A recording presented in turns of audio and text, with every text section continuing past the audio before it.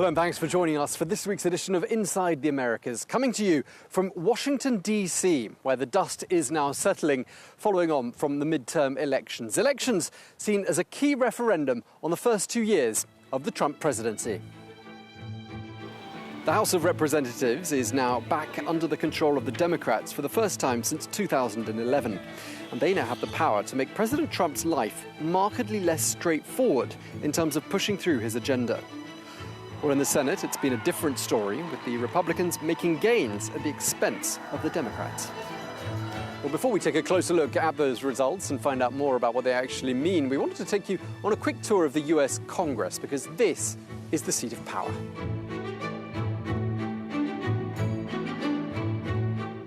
The Capitol building, this vast neoclassical structure, is instantly recognizable. We see it all the time in films and on TV.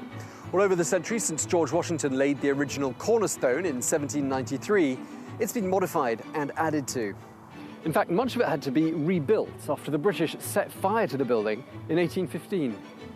Well, perhaps most impressive of all is the massive central dome which dominates the skyline, 87 meters in height, 29 meters in diameter, and weighing an impressive 4,000 tons. Let's go inside and have a look.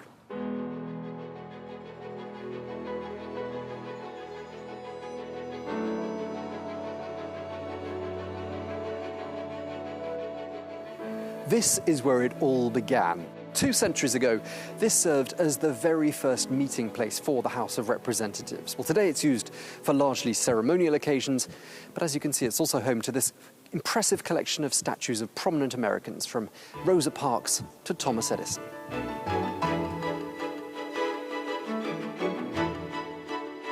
This bill is a shame and a disgrace. The consequences are really high.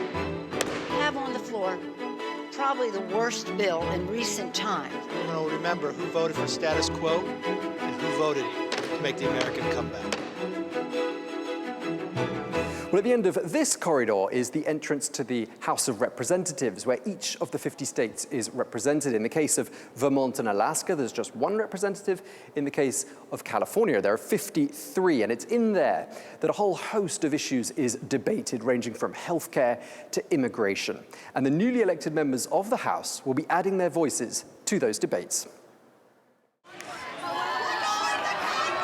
More than ever before in all categories, women, the young and minorities. The US midterm elections have injected new blood into the American body politic. Among them, Alexandria Ocasio-Cortez. At 29, the New Yorker's the youngest person ever elected to Congress, and she's not shy about her hard left-wing affiliations. A major task for her will be detoxifying one of those labels. Democratic socialism is about really...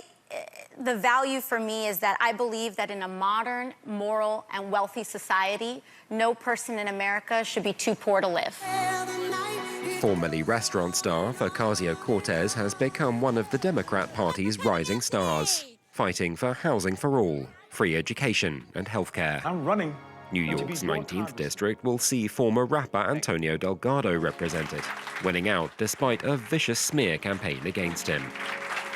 Elsewhere, Minnesotans elected 36-year-old Ilhan Omar, a former Somali refugee. She's one of the first 2 Muslim women ever to take a seat in Congress, rising on a platform of bitter opposition to Donald Trump's policies on migrants. 3 Native Americans won seats too, including Deb Haaland. At 57 and a single mother who beat alcoholism, she's walked a long path to the Capitol. It left her determined to defend the rights of all minorities and the poor, people she calls America's forgotten. Always, hoping that we get leadership in there who cares about the folks who really need help in our country, and I haven't seen that he has been that kind of president. Across the aisle, though, Donald Trump has his allies, including Greg Pence, brother of the vice president who ran for the first time. Anti-abortion and anti-gun control, he'll take a seat in Indiana, the same his brother held for a decade, from 2003. Well, we're now in the Russell Senate office building where some of the senators have their offices, and they can use underground corridors like this one to get from their office to the Senate without even having to go outside. Now, this building has seen some pretty dramatic scenes over the years. There was the Senate investigation into the sinking of the Titanic here, and more recently, the investigation into Watergate in 1973.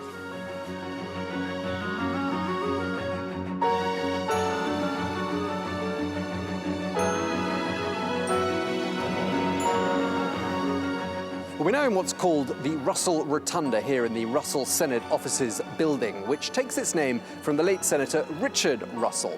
But there's talk of it being renamed to honour the late Senator John McCain, who died earlier on this year. So how does the Senate work alongside the House of Representatives? Well, in short, it's complicated. For a law to be ratified in the United States, both houses have to validate it. Each house then debates it, and both proposals are then put together and voted on. If the vote gets the green light, it travels 2.5 kilometres from here to the president's desk, and if he signs it, it becomes law. But if he doesn't and he uses his veto, that's the end of the matter.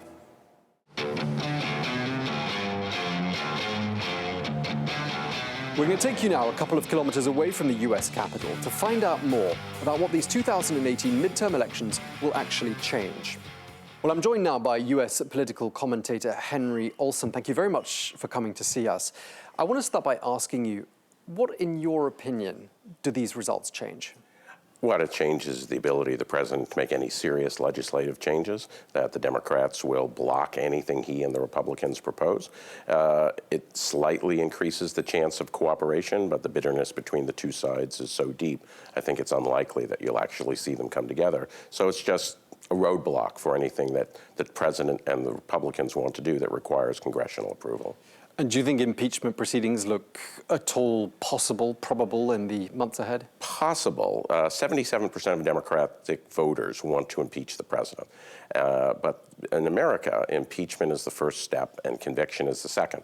Conviction takes place in the Senate. So the Democratic leadership in the House will probably try and hold back their voters unless they think they have a shot at conviction. The last time a party tried to impeach a president, they got it through the House, but they could not get it through conviction, and it cost the Republicans quite a bit in the 1998 election. We have a situation at the moment where there's sort of the tale of two chambers, the Democratic House, the Republican Senate. There's also two Americas.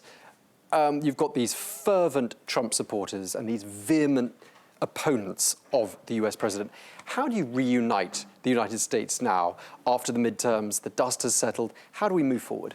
I think it's going to be very difficult to reunite the country right now, that the bitterness on both sides is so deep.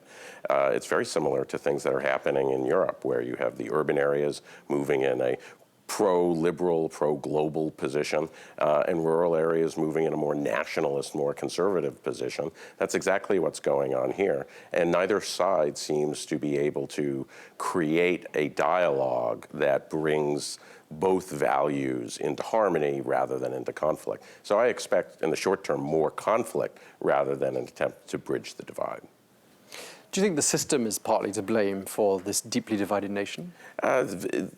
The bitterness of it is partly to blame. The system is partly to blame. That you can only express it through a bipartisan system because of the way we elect and nominate our candidates. In other countries, you can just let off some steam by letting people go form their own parties, get some representation in parliament, but then it gets ignored. Here, all of that gets put into the two parties. So dissatisfaction has to come into the two-party system. And we also have a bicameral system.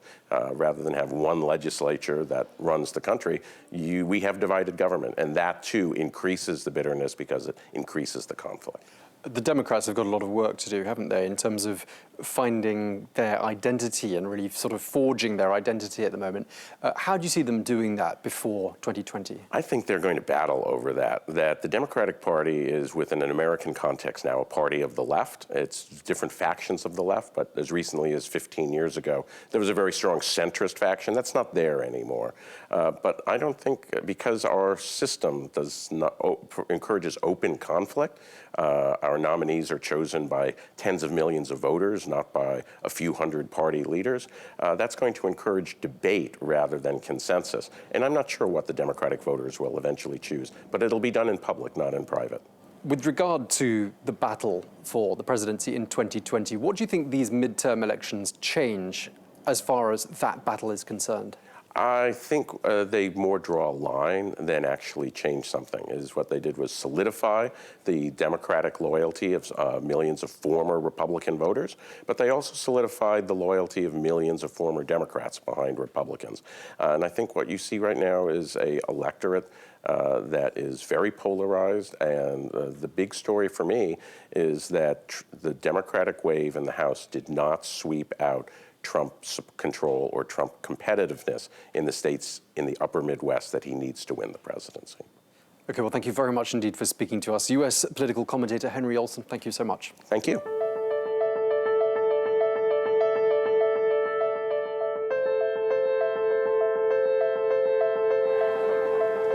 Well, that's all we have time for this week's edition of Inside the Americas. We're going to leave you here at perhaps one of the most recognizable addresses in the world, 1600 Pennsylvania Avenue, also known as the White House. Thanks for watching. Stay tuned to France 24.